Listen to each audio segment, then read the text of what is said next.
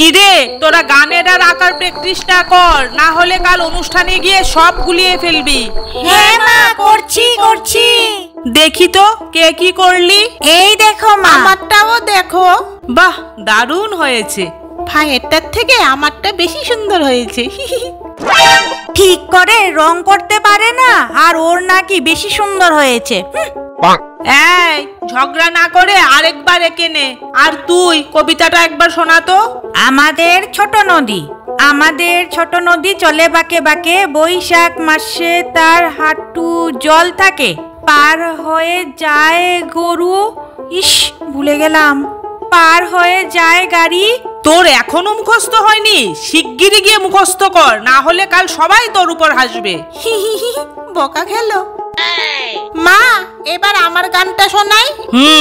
ওরে গৃহবাসী, খোলদার খোল, লাগলো যে দোল, স্থলে জলে বন তলে লাগলো যে দোল, দ্বার খোল দ্বার খোল। বাহ, খুব সুন্দর হয়েছে। ওর তো সবকিছুই ভালো হয়, শয়তান একটা। মা দেখো ভাই কি বলে। এই, ঝগড়া না, আরো প্র্যাকটিস কর।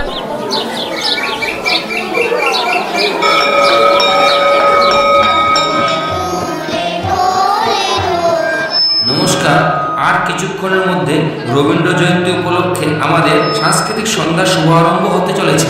সবাইকে অনুরোধ করা হচ্ছে সবাই সময় মতো অনুষ্ঠানে যোগদান করিবেন।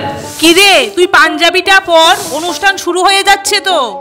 নমস্কার, কবিতার নাম আমাদের ছোট নদী, লেখক রবীন্দ্রনাথ ঠাকুর। আমাদের ছোট নদী চলে বাঁকে বাঁকে, বৈশাখ মাসে তার হাঁটু জল থাকে,